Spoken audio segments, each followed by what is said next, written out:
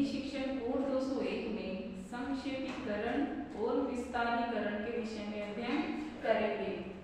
ठीक है, संक्षेपीकरण एवं उसका महत्व। किसी मूल लेख अथवा भाषण को तथ्यों सहित संक्षेप में प्रस्तुत करने की क्रिया ही संक्षेपीकरण कहलाती है। संक्षेपीकरण का अपना अलग महत्व होता है और संसार ज्ञान का भंडार है और यह ज्ञान विभिन्न भाषाओं के माध्यम से लिखित रूप से सुरक्षित रखा जाता है। संसार में विभिन्न ज्ञान के भंडार मौजूद हैं और विभिन्न भाषाएं हैं, उनका साहित्य है, वह किस रूप में संरक्षित कर सकते हैं हम?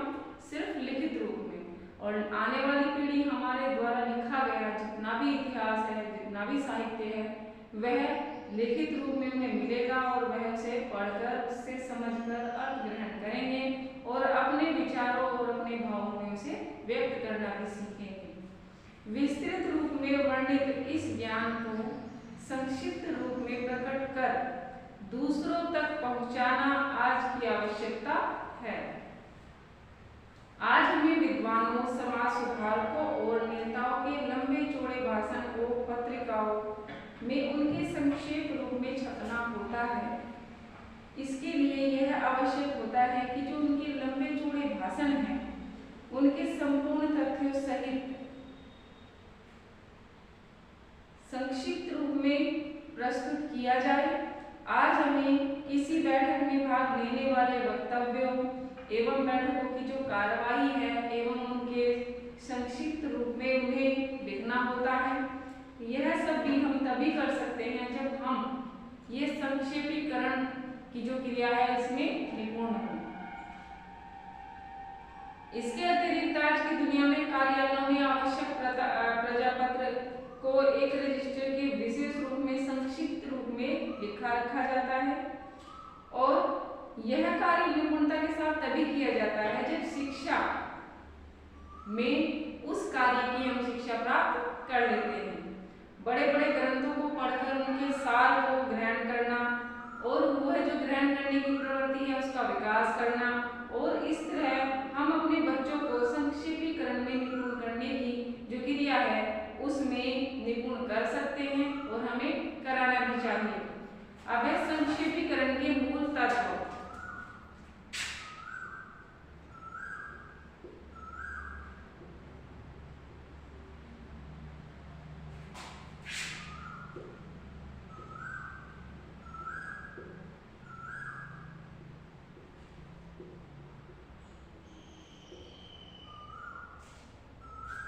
संक्षेपीकरण के मूल तत्व।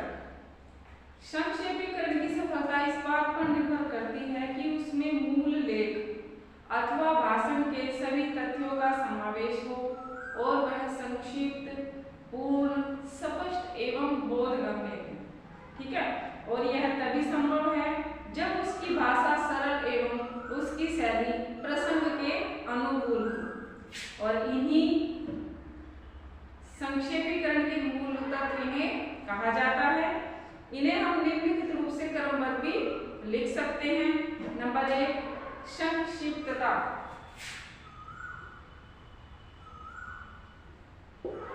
संक्षिप्तता।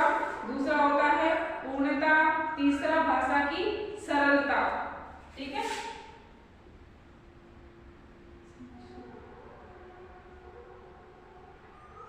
नंबर 2 भाषा की सरलता।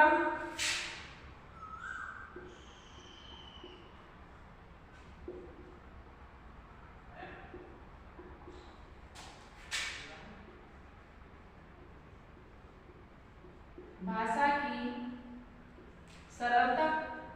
फिर है नंबर 4 शैली की प्रभावकता।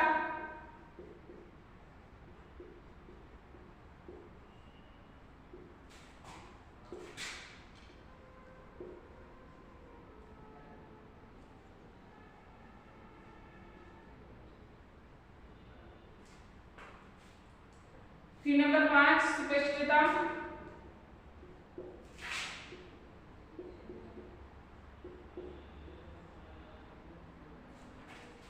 नंबर 6 है बोधगम्यता।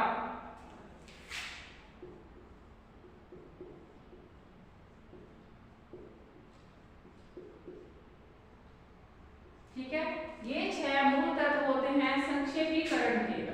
फिर संक्षेपीकरण की शिक्षा के क्या उद्देश्य होते हैं?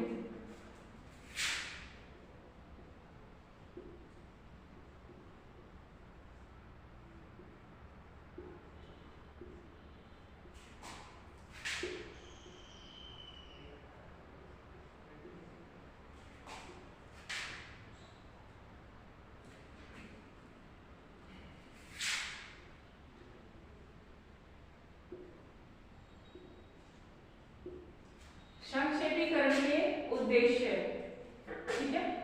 संक्षेपीकरण की शिक्षा का मुख्य उद्देश्य बच्चों को विस्तृत रूप में अभिव्यक्त भाव एवं विचारों की जो उनके मूल तथ्य हैं उनके सहित संक्षेप में अभिव्यक्त करने की जो कला होती है उसमें निपुण करना होता है।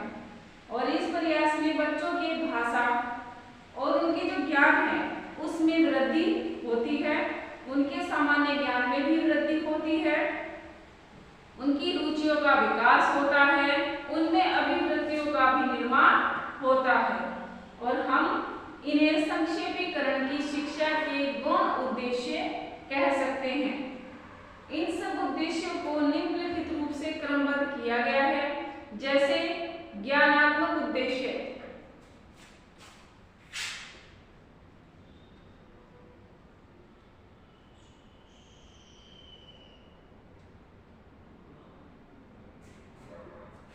ज्ञानात्मक उद्देश्य, ठीक है। इन्हें भी कुछ बिंदु दिए गए हैं, कुछ पॉइंटों के द्वारा इनके ज्ञानात्मक उद्देश्यों के विषय में चर्चा की गई है। जैसे नंबर 1, छात्रों के शब्द, सूक्ति, लोकोक्ति और मुहावरों के जो ज्ञान है उसमें वृद्धि करना, ठीक है।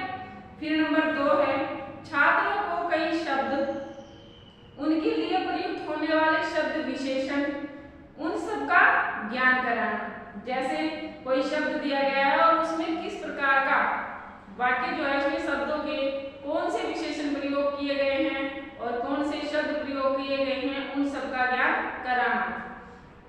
फिर है छात्रों को विविध विषयों का सामान्य ज्ञान कराना।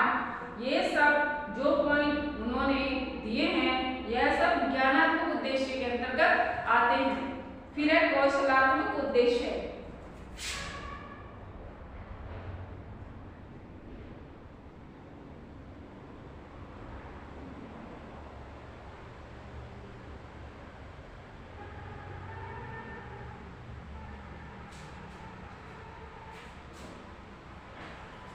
कौशलात्मक उद्देश्य जो दिए हैं उन्होंने इसमें बताया है कि छात्रों को विस्तृत लेख एवं लंबे वक्तव्य व भाषणों का विश्लेषण कर उनके मूल तथ्यों को छांटने में निपुण करना, ठीक है। विस्तृत रूप से जो लिखे गए लेख हैं और लंबे वक्तव्य है, कोई भाषण है, उन सब में जो मुख्य विश्लेषण दिए गए हैं उन सब को छांटने के लिए उनकी जो क्रिया है, उनकी जो सोच है उसे विकसित करने में उनकी मदद करना। फिर है नंबर 3 पे, सेकंड पे, छात्रों को विस्तृत लेख एवं लंबे वक्तव्य और भाषण उनके संपूर्ण तथ्यों सहित संक्षेप में इस क्रिया को करने में, लिखने में निपुण करना। यानी जितने भी लेख हैं, वक्तव्य हैं, भाषण हैं, उनका सार निकालकर उन्हें छोटे रूप में लिखने की क्रिया में निपुण करना। फिर नंबर 3, छात्रों को विषय के अनुकूल भाषा शैली को प्रयोग करने में निपुण करना।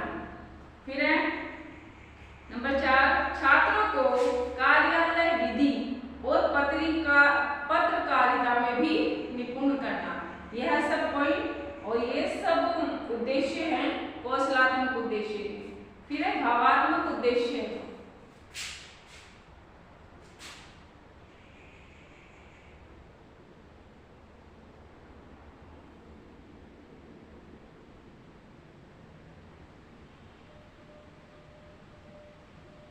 ठीक है। भावात्मक उद्देश्य,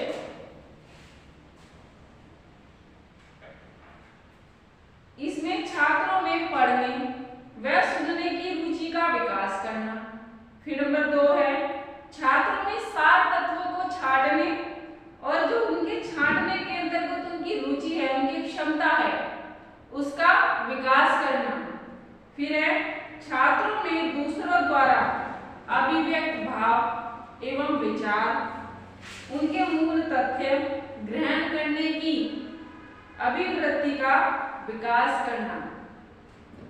फिर छात्रों में अपनी बात संक्षेप में कहने की अभिवृत्ति का विकास करना।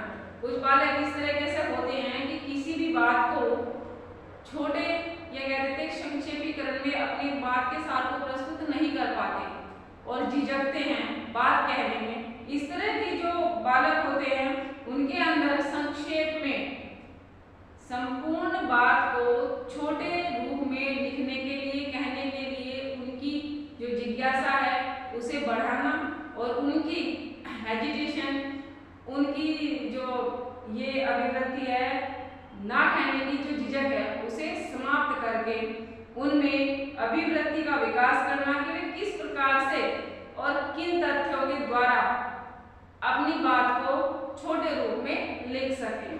फिर है संक्षेपीकरण की शिक्षा।